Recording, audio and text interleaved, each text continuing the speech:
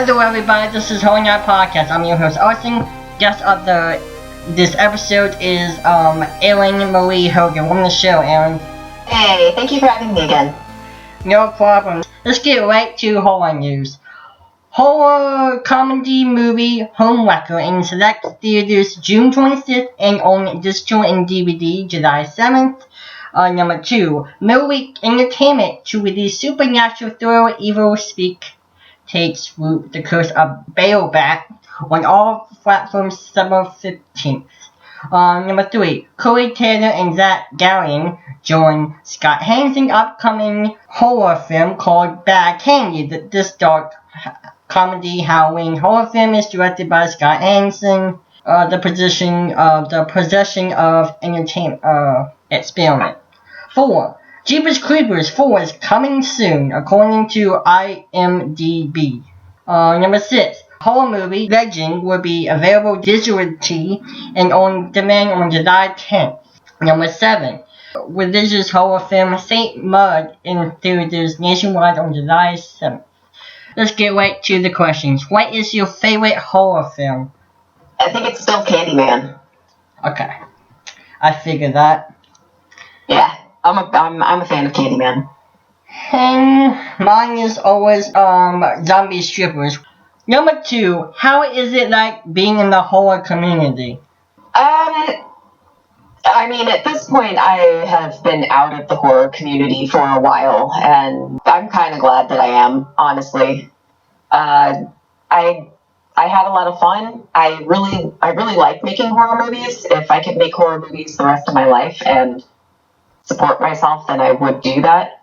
But it's not possible, and the community gets really toxic. And I'm happy to just kind of say, okay, it was fun, and I'll see you guys later. Yeah, that's how it is with horror community. I've been stuck with it probably since a long time, so they drag me in, I can't get out, so that's how I roll. Number 3, how is it like working the horror movie Paranormal Entity? It was so long ago at this point, but it was fine. It was interesting. You know, we didn't really have much of a script, so it was something I hadn't really done before, where we were improvising a whole movie and carrying the equipment for the most part by ourselves, and it was a different experience than I was used to, and I don't think it's really one that I've had a lot of experience with after the fact, but it was different. It was fun. I had a good time. 4. How is it like working with Katrina Bowling in the movie Hold Your Breath and working with Jessica Roth? Well, I didn't work with Jessica personally, but I worked with Katrina, and Katrina's very professional. She was, there, ready to go, doing her thing. At one point, my Chihuahua Tater Tot was still alive at that point, and Katrina, would bring her dog Puffin on set, and Puffin had these little freeze-dried chicken treats, and one day Katrina showed up with a bag for me to bring home to Tater Tot, and I thought that was really cute and sweet. She was really nice. She was really professional, and I have no complaints about working with Katrina. I thought she was great. So, that was my mistake. I thought you worked with Jessica Roth, but it says that she was in the movie. Did you have you seen her in the movie while you were on set? No, and I think that's a misconception that a lot of people have, is just because somebody's somewhere in a movie, people are under the impression that you met them, and I think people don't understand that just shooting that movie took 20 days. So I did not see her. Damn, 20 days? Oh, that's a very tight production schedule. Movies take a very long time to shoot, and even longer to do pre and post production. I mean, normally movies that in production for a year and then come out the next year. Even that is a very tight production schedule. Movies and television, they take a very long time, a lot of work, and a lot of people to make. I mean, yeah, I agree. Plus, during this pandemic, it's hard for movies in production to resume because of this pandemic. Yeah, we are not going to be going back to work anytime soon. And I don't care what anybody says. You are not going to be able to shoot a horror movie with everybody standing more than 6 feet apart and wearing masks and not having a buffet for lunch. It's just not going to happen. We are not going back to work. Everybody needs to settle in and figure out what they're going to do until then. That's why I've been trying to tell all my horror fans that horror movies ain't coming back. I mean, theaters are coming back, but that's gonna be the closest thing you're gonna get. Like, Hollywood is completely is a hotspot of this pandemic virus, and like you said, they ain't gonna come back anytime soon because we still haven't had a vaccine yet, and God knowing when we're going to have one, so it's going to take a process before we get back to, like, the glory days like it was last year, so.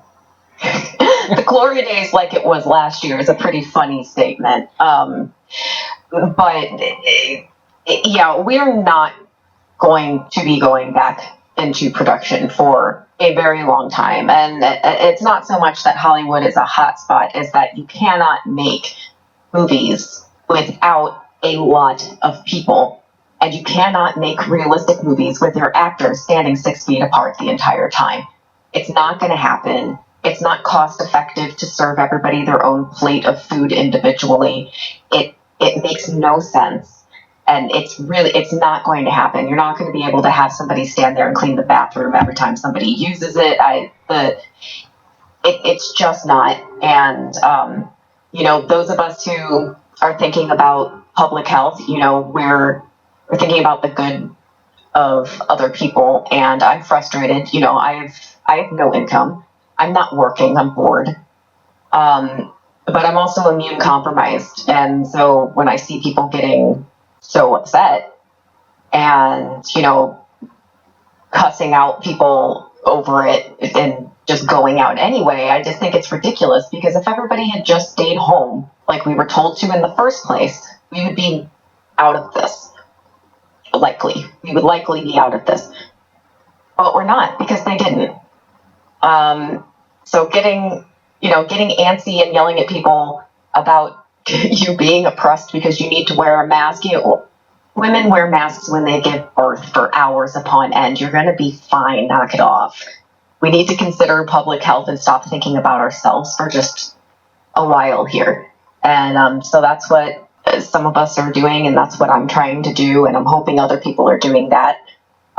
Because if you're going out without a mask and you're breaking regulations, then you obviously have no regard for my life, and therefore I don't need you in it. But I'll sit here and be antsy and wish to God I had some income, but I'm finding ways to keep myself busy because it's for the good of everyone, and that's just what we need to do. Yes, the thing that ticks me off the most is these people that have medical conditions like me. I'm at high risk of getting the virus because I have asthma. So all these young people that think it's a big joke and don't wear masks, they're going to get affected. We won't, because we're doing the protocol and doing the sanitizer, wash your hands for 20 seconds or whatnot, wearing masks. But we're getting protected, they're not. So wait until they're in the hospital and we're at home well. So they're going to think it's not fun and games until they get sick. Well, and I think it's important to point out as well that they think it's a joke. They think it's not that big of a deal. They think that grandma's life doesn't matter because they want to go to a bar. But the fact is, when you go out and you don't follow protocol, and you don't follow the CDC guidelines, and you do whatever you want, and you get infected or you infect other people, you are risking infecting people who are and aren't immune compromised, who are essential workers who need to be out there. You're possibly affecting the people who make our deliveries, who make your life easier, who do our Amazon deliveries, who do our postal service, who do our food deliveries, who make our food. And when you infect those people and endanger their lives, their jobs, their families' lives and jobs, you are also putting people like myself who are not essential workers but are staying home at risk, because those people then have to deliver things to my home because I'm doing what I'm supposed to do and not leaving when I don't have to.